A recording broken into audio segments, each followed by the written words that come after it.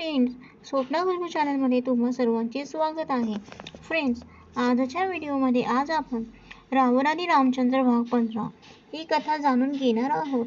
त्याआधी तुम्ही जर चॅनलवर नवीन असाल तर चॅनलला सबस्क्राईब करा. रावण मारीच भेट. मागील भागात आपण वाचलत की शूर्पणखीने खोटे बोलून रावणाला रामाविरुद्ध भडकवले आणि सीतेच्या सौंदर्याचे अतिरंजित वर्णन करून त्याला तिचे हरण करायला उद्युक्त केले. तिचे बोलणे ऐकून मग रावण आपल्या गडगडाटी आवाज करणाऱ्या त्या रथात बसून समुद्राच्या दिशेने निघाला. रावणाने श्वेत वस्त्रे धारण केली होती आणि त्याच्या कानात सुवर्ण कुंडले शोभून दिसत होती.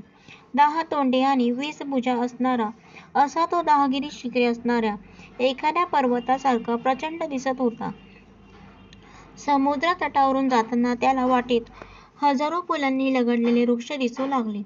शीतल आणि निर्मळ पाण्याचे तलाव आणि त्यात कमळाची फुले उमलून आलेली होती. आजूबाजूला बरेच आश्रम दिसत होते.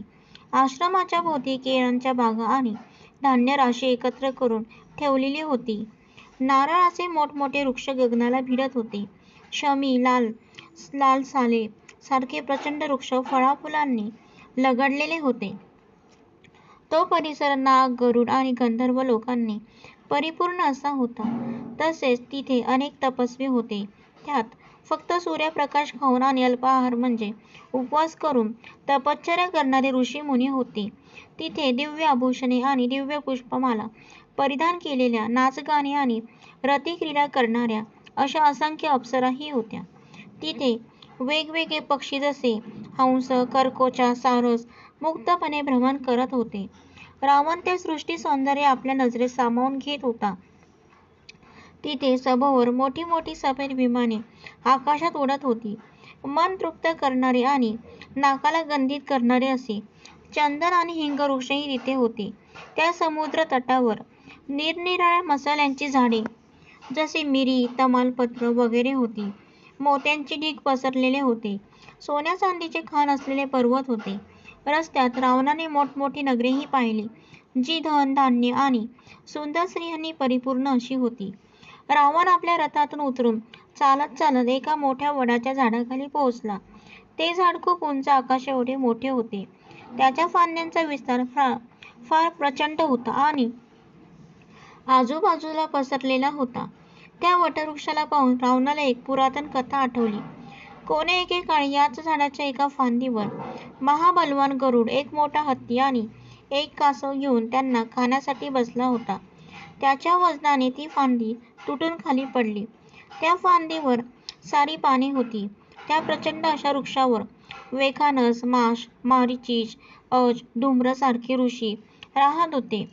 गरुडाने आपल्या एका पायाने ती तुटलेली फांदी आणि दुसऱ्या पायाने ती दोन्ही जनावरे उचलून तो तिथून दूर निघून गेला. मग त्याच फांदीच्या मदतीने त्याने काही राक्षसांचा देशांचा विध्वंस करून त्या ऋषीमुनींना अभय दिले. त्यामुळे ते सगळे त्याच्यावर प्रसन्न झाले.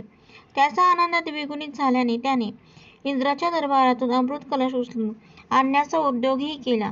अशा त्या रमणीय प्रदेशात रावण जुन्या गोष्टी आठवत आपल्याच नादात चालत पुढे चालला होता की त्याला पुढ्यात मारीच राक्षस दिसला.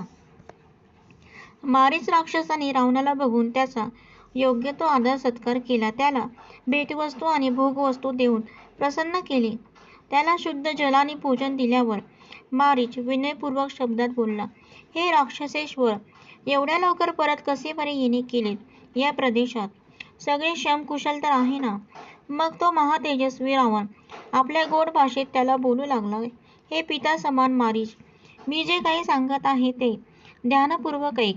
मी अत्यंत दुःखी आहे आणि तूच माझे दुःख दूर करू शकतोस. तुला जर जनस्थान माहीतच आहे, जिथे माझा भाऊ खर, महाभाऊ दूषण, माझी बहीण शूर्पणखा, अन्य शूरवीर राक्षस माझ्या आज्ञेनुसार तिथे राहत होते. ते सगळे राक्षस धर्मचारी ऋषींच्या अधिष्ठांमध्ये विघ्न टाकायचे. तिथे सगळे मिळून 14,000 राक्षस होते. ते सगळ्यांचे सगळे भयंकर काम करणारे, कुणालाही न घाबरणारे असे राक्षस होते.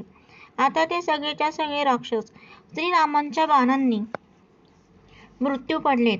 खर दूषणलाही मारून रामाने दंडकारण्यवासियांना भयमुक्त केले आहे.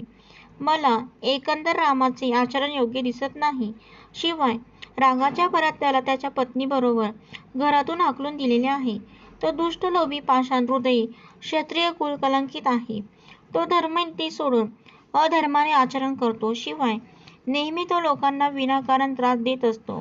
काही शत्रुत्व नसतानाही त्याने माझ्या बहिणीचे नाक आणि कान कापून तिला विद्रूप करून टाकले, म्हणून मी त्याची पत्नी सीता जबरदस्तीने पळवून आणणार आहे आणि तू मला या कामात मदत करायची आहे.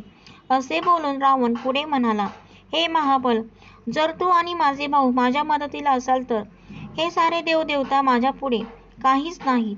म्हणून हे राक्षसा, तू मला मदत कर, कारण मला मदत करण्याचे सामर्थ्य तुझ्या ठिकाणी आहे. तू शक्तियुक्तीने युक्त असा मायावी आहेस. मला कशी मदत करायची ते मी सांगतो. मारीच, तू एका सोनेरी पाठीच्या हरिणाचे रूप घ्यायचे, ज्याच्यावर चांदीची टिपकी असतील. अशा रूपात सीतेला दिसेल अशा ठिकाणी जाऊन गवत चरण्याचे नाटक करायचे. तुला तसे त्या रूपात बघून सीता नक्कीच तुझ्या रूपावर भाळेल आणि राम लक्ष्मणाला तुला पकडून आणण्यासाठी पाठवेल.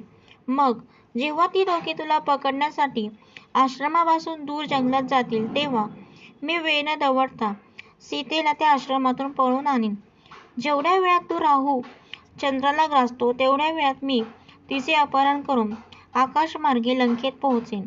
त्यानंतर सीताहरणामुळे जेव्हा राम दुर्बल होऊन जाईल, तेव्हा मी त्याच्याशी युद्ध न करता सहज बंदी बनवून आणेन. रावणाच्या तोंडून ही योजना ऐकून मारीचच्या तोंडाचे पाणी पळाले. तो भीतीने कापू लागला. तो भीतीने एकाच जागी गोठून गेला आणि डोळे मोठे करून रावणाला एकटक पाहू लागला. त्याचे ओठ सुकले आणि तोंडातून शब्द बाहेर पडायचे बंद झाले. थोड्या वेळाने स्वतःला सांभाळून तो हात जोडून त्याला परत एकदा रावणाच्या हिताची गोष्ट सांगू लागला. हे राजन, तोंडावर स्तुती करणारे असंख्य लोकच भेटतील, परंतु ऐकताना अप्रिय, कटू वाटणारे, आपण हिताचे शब्द बोलणारे फार कमी भेटतील. तुझ्या पराक्रमाची तुलना इंद्र, वरुण देवाच्या तुलनेत वर चढच आहे, परंतु तुझ्या अवतीभोवती जे लोक आहेत ते चांगले नाहीत. ते तुला तुझ्या भल्याचे सांगत नाहीत आणि खरा वृत्तांतही सांगत नाहीत. त्यात तू चंचल स्वभावाचा आहेस. त्याच्या मनात भयाने प्रश्नांची मालिका तयार झाली. ती तो बोलू लागला. रामचंद्राशी शत्रुत्व पत्करून राक्षस कुळाचा उद्धार होऊ शकतो. रागाच्या भरात रामाने ही पृथ्वीचा राक्षसीन करून टाकली तर जानकीचा जन्म मुळात तुझ्या विनाशाचा कारणासाठी तर झाला नाही ना. सीतेसाठी माझे प्राण तर संकटात सापडणार नाही ना. तुझ्यासारख्या स्वैराचारी स्वामीमुळे समस्त राक्षसांसहित संपूर्ण लंका तर नष्ट नाही होणार ना. एवढे बोलून तो पुढे सांगू लागला. तुझ्या माहितीसाठी सांगतो, श्रीरामाला त्याच्या वडिलांनी घरातून हाकलून दिलेले नाही. तो तर स्वतः मर्यादा पुरुषोत्तम आहे. नाही तो लोभी, ना दुष्ट किंवा क्षत्रिय कुळाला कलंक आहे. कौशल्याचा, राम, धर्मनीती आदी गुणासहित आहे. नाही तो तापट स्वभावाचा नाही, लोकांना त्रास देणारा आहे. तर तो सदैव हितचिंतक आणि कल्याणकारी आहे.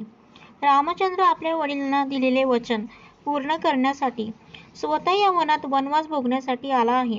आणि शेवटी सांगतो, जसा इंद्र समस्त देवांचा राजा आहे, तसाच राम लोकांचा राजा आहे. ती रामाची सीता, जी आपला पती धर्म पाळून त्याच्या तपश्चर्येने स्वतः तशी सुरक्षित आहे, जशी सूर्याची प्रभा. तिचे हरण करणे म्हणजे अग्नीत प्रवेश करण्यासारखे आहे. हे राक्षसेश्वर, का हा निरर्थक उद्योग करत आहेस? जर तू त्या रामाच्या समोर आलास तर तुझं जिवंत वाचणे अवघड आहे. राज्य, सुख आणि हे जीवन या जगातल्या दुर्मिळ गोष्टी आहेत. यांचा चिरकाल आनंद उपभोगायचा असेल तर रामाच्या नादाला लागू नकोस. असं दिसतंय की सीताहरणाचा निर्णय तू आपले मंत्रीगण आणि धर्मिष्ठ विभीषण वगैरे लोकांना न सांगताच घेतलेला दिसतोयस. तुझा एक हितचिंतक म्हणून युक्तीच्या अजून 4 गोष्टी तुला सांगतो, तर ऐक. तर फ्रेंड, अशा प्रकारे आपली कथा इथे समाप्त होत आहे.